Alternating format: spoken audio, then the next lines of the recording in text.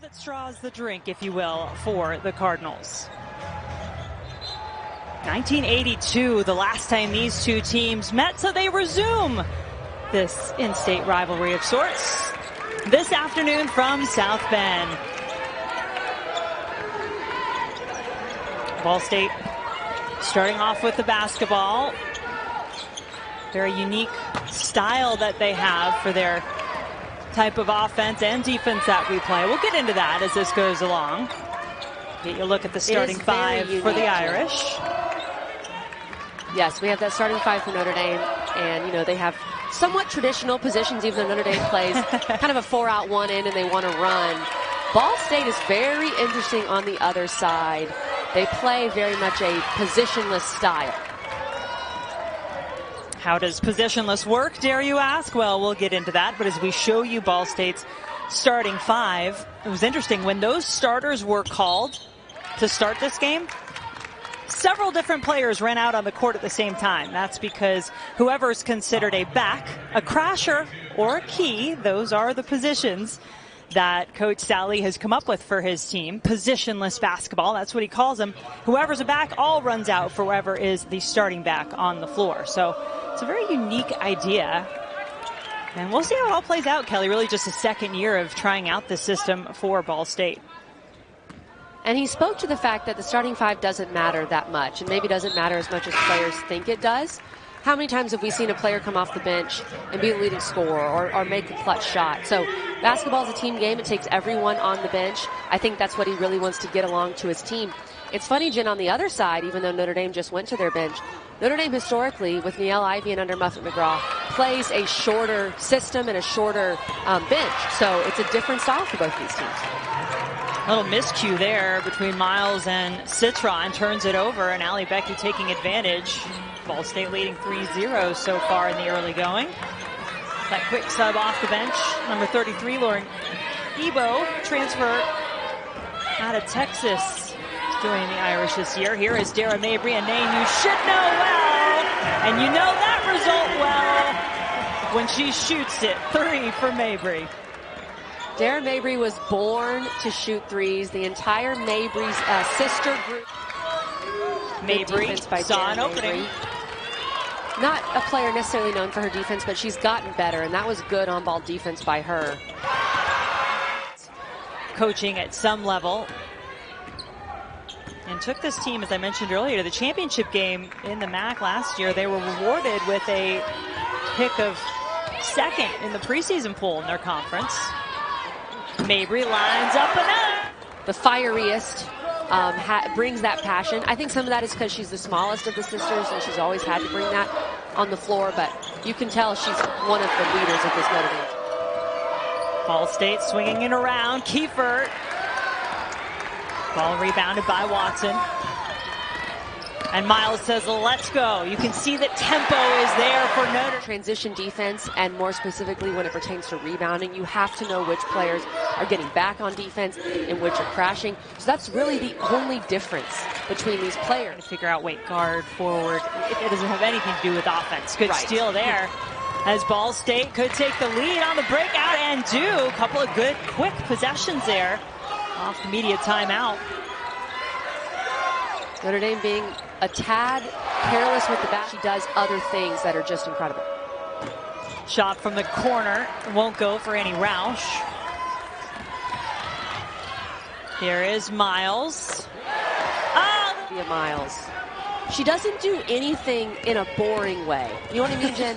Even that mid-range jumper goes through the... Open look as Bischoff turns around. Too strong. Miles taps it to herself. Starting to get in the flow. There's a little Miles magic for Citron. They really want to establish their post presence, so they're playing a lot more two posts together.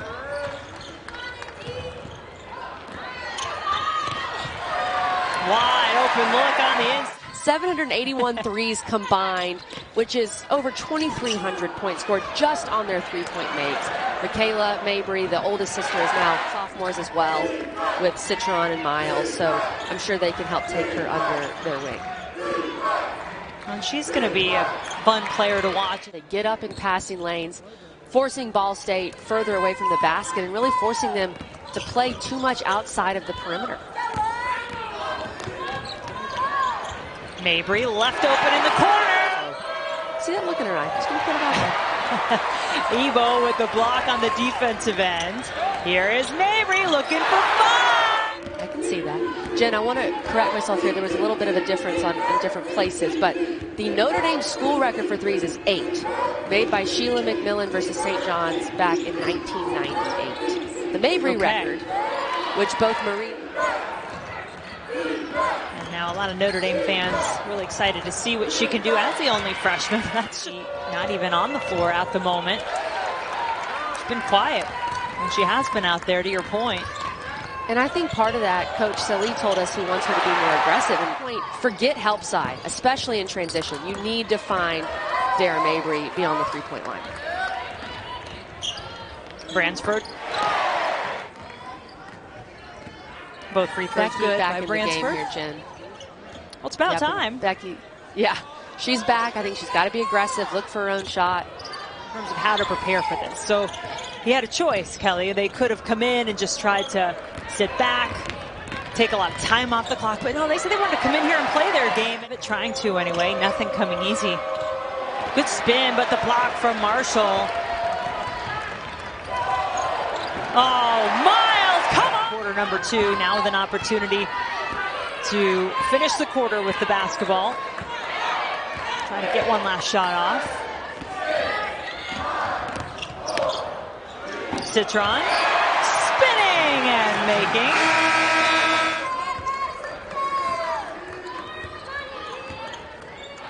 So Bischoff now with a new career high, 13 points. Will Mabrey get any more open looks? There's an open one. Block from Miles. You can hear that one in the back of the stadium. And now, of course, getting the dime. It's just so much fun to watch.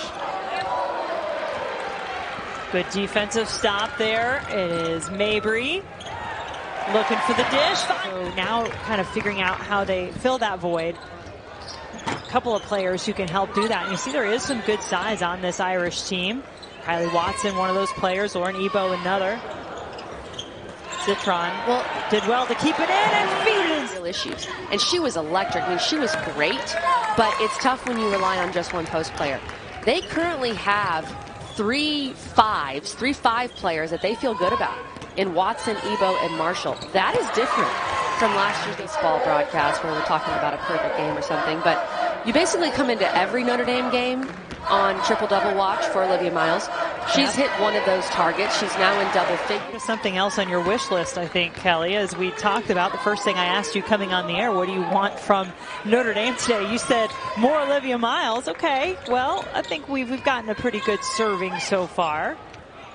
What else does the Irish need to feel good about this one on the horizon? What's your number one side? Well, I'm not sure there's a big argument here. So for me, it's stuffing, dressing, whatever you call it. Every time I have stuffing at Thanksgiving dinner, I think, why don't I make this every week? Because it is so good. And it's the one thing. Supporting this team, though, it's something I know you know firsthand. As wait, hold on, Mabrey. No, doesn't quite have the hot hand she had in the first half. I do know this firsthand, Jen, Kayla McBride, those teams, Jewel Lloyd. And there were about 6,000 or 7,000 people there in a state of emergency. I was just blown away by the fan support at Notre Dame. 9 points, 8 rebounds, so looking at a double-double. She was excellent against Northwestern. I thought that was similar to Ebo, her breakout game of the season where she had 24 points and 10 rebounds. She was just great. And that shows the depth of this Notre Dame team. You know that Miles is the head of the snake, but you really don't know who else can beat you on a given night because everybody who takes the floor for them is capable of scoring in double. August-Daughter, 1,000-point scorer. She's in her 5th year at Ball State. Started every game of her career. Ebo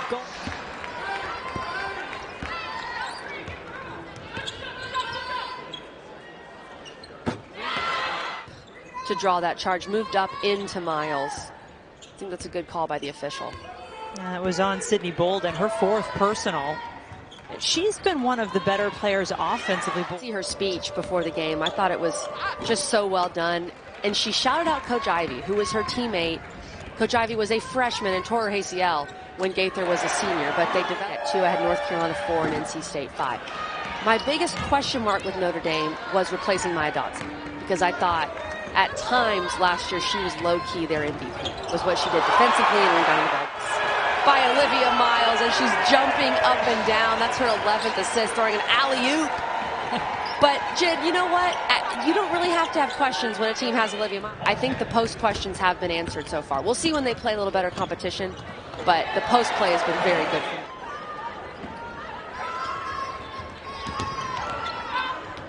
Ball State getting down the floor quickly. Keep her involved in situations where you'd see technical fouls issued, but that edge is not something that Niele Ivey wants to take away. She wants it kept in check. Where you're going to see a player like Olivia Miles for 4 seasons at Notre Dame. If she was in the men's game, you probably wouldn't see her for that long. And that's one of the things that I think is so great about this game and why it's growing. That's her first field goal of the game for Ball State. Bransford, by the way, with those last couple of free throws, having a season high in points. She's got 16, 8 of 8 from the line. And a couple more go down as it's Brown this time going to the basket.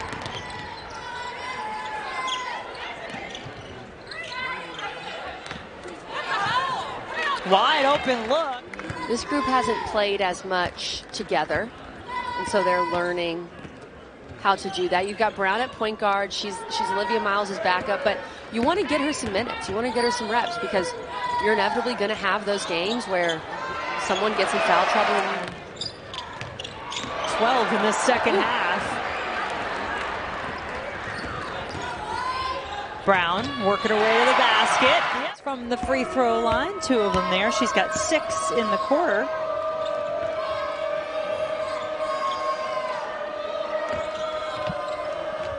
Ball fake and the drop. So the Fighting Irish put up more than 50 points in the first half. And they're 5 away from 100, but a win by 35 will certainly do for Niele Ivey and company as the Irish move on to 4-0 to start.